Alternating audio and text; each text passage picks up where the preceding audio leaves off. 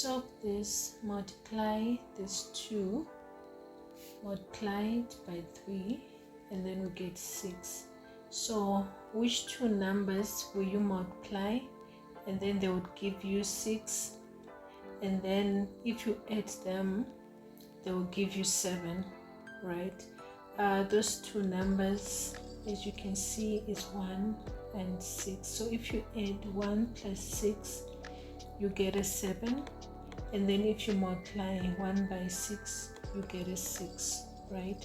So we'll use these two numbers. So what we need now to do is to say 2x squared, right?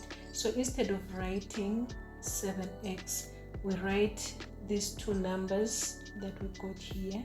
So it will become plus 1x plus 6x plus 3, right? So we are going to factorize on this side and also do the same on this side. So we're just grouping them into two parts, right? And then we factor this side and then we factor this side. So what's the common factor on this side? That's x, right? And then x into 2x squared, that is 2x plus x into x, that's 1. Then plus, what's the common factor here? The common factor is 3, and then we say 3 into 6x, that's 2x plus 1, right? So our final solution will be 2x plus 1, and then x plus 3, x plus 3, right? So we are looking for the value of x, right? So we're just going to further simplify these two terms. So we're going to say 2x plus 1, right?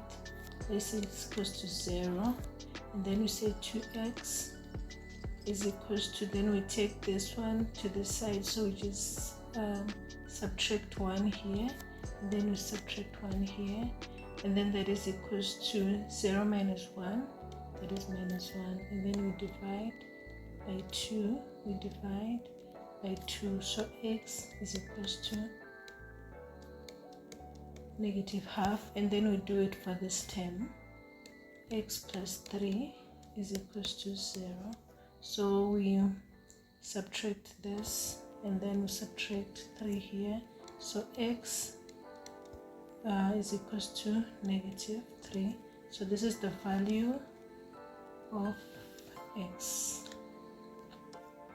Thank you so much for watching. Don't forget to like and subscribe.